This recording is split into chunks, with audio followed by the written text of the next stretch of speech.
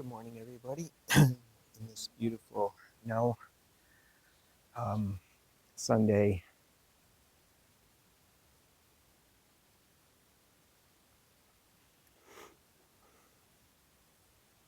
There was important holidays coming up.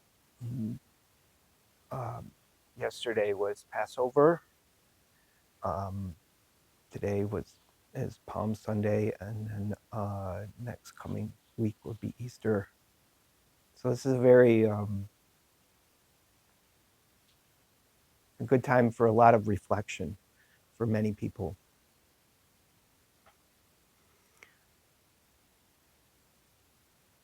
I have been reflecting on some things as a result. Uh, what is it to say? What is it to do?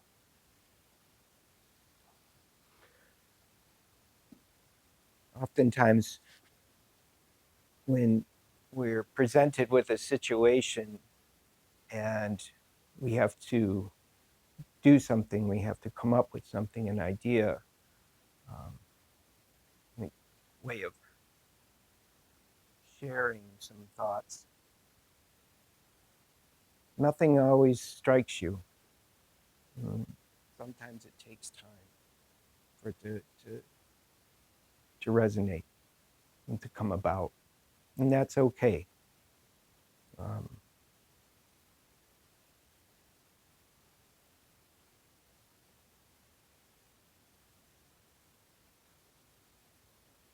it's times like that that gives us pause to let us know that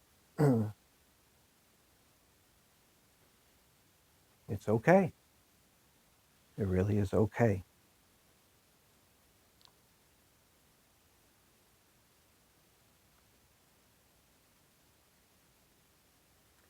Um,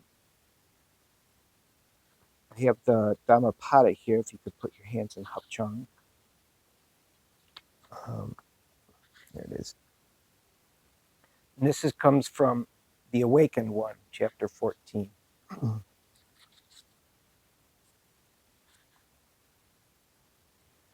Do not find fault in others. Do not injure others, but live in accordance with the Dharma. Be moderate in eating, sleeping, and meditate on the highest. This sums up the teaching of the Buddhas. Even a shower of gold cannot quench the passions. They are wise who knows that passions are passing and bring pain in their wake. Even celestial pleasures cannot quench the passions. They are true followers of the Buddha who rejoice in the conquest of desires. Driven by fear, people run for security to the mountains, to the forest, to sacred spots and shrines. But none of these can be a safe refuge because they cannot free the mind from fear. Take refuge in the Buddha, the Dharma, and the Sangha, and you will grasp the Four Noble Truths: suffering, the cause of suffering, the end of suffering, and the Eight Noble Paths that take you beyond suffering. That is the best refuge, your only refuge. When you reach it, all sorrow falls away. Here ends the reading. And that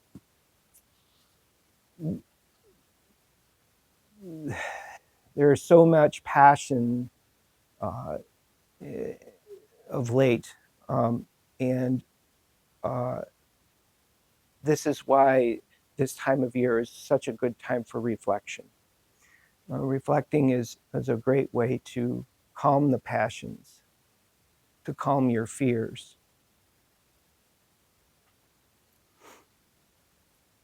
In Buddhism, the idea of the thinking mind is the result of conditioning and passions that well up as a result, and we cling to those passions, giving them energy, giving them fortitude.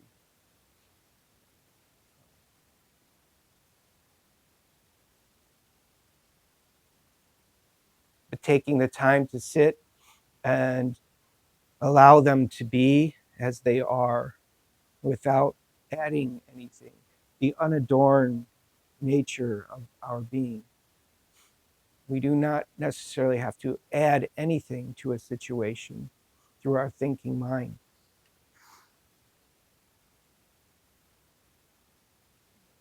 Oftentimes, the thinking mind is the problem. Well, not oftentimes.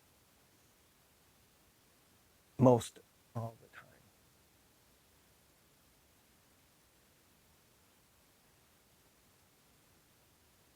The difference is touching that non-thought. It's touching that space between thought, finding that well within you. Because once you're able to touch that, that is what brings you that peace and tranquility, right? That space. Because there's nothing going on there. There is no passion going on there. It's just all encompassing. It's just all there is.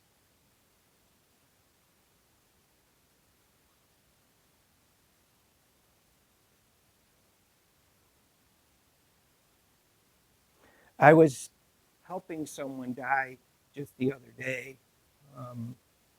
In my job, it was at a home, and there was so much energy in the home. Everybody was trying to figure out what to do. You got to do something. I have to make sure that the bed is just right. The person was actually building drapes on the ceilings. He didn't know what to do. He was trying to figure out, how do I make this a proper place for this to be happening? And they were all up in their mind with fear and anxiety. And yes, of course, these things happen. That's okay. That is okay. It's part of the experience. So what did I do? I went and sat next to the bed with this lady, and I did nothing while everybody was going on around me. And I sat with her, and I looked at her and looked at her. Eventually, she opened her eyes a little bit, and then she shut them, and that was fine. But what is to do? What is to do? When you find that space of solitude, that quiet, you find that you're doing enough already, just being. Opening up to that space, that quality.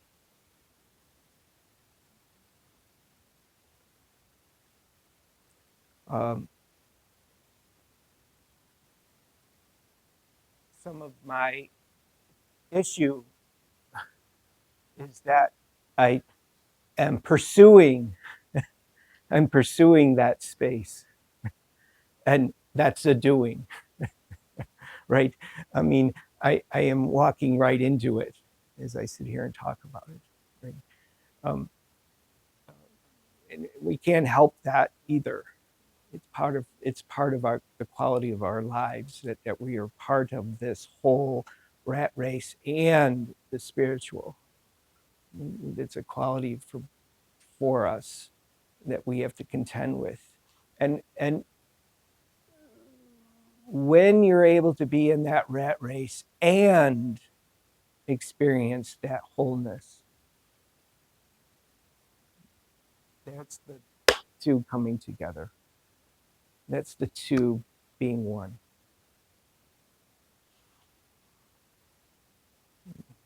The thinking mind is very, very powerful. So I want to read you this from one of my favorite books. This is Zen Word, Zen Calligraphy.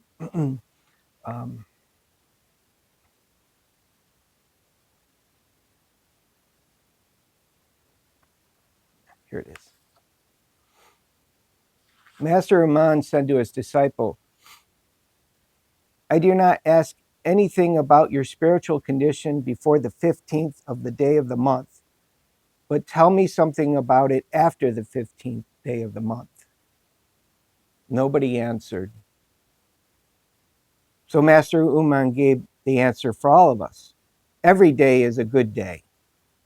On the 15th day of the month, according to the lunar calendar, there is a full moon, which implies clear enlightenment.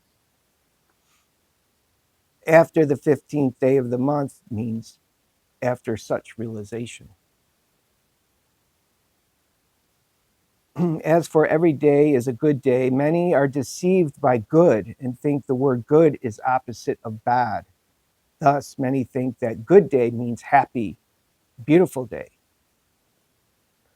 Uman, however, did not mean it that way. Uman's good day is far more profound. He was pointing to right here, right now. Unprecedented, unrepeatable, absolute day. What kind of day is this? The absolute now is the good day, however you're experiencing it. It is the only thing going on. Now is the only thing going on. Whether you're angry,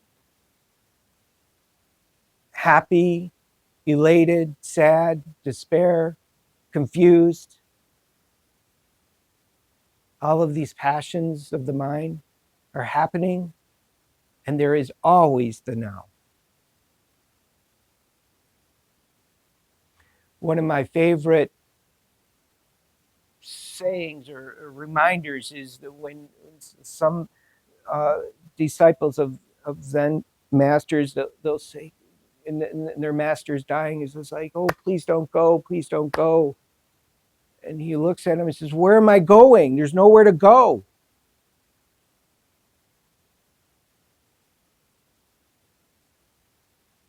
And then that's the now. And they're all in it. No birth, no death, no coming, no going. It's just now, here.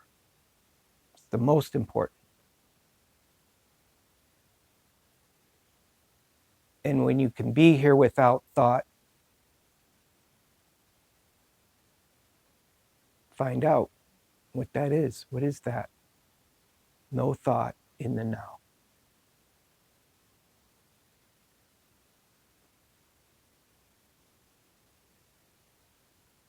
It's eternal.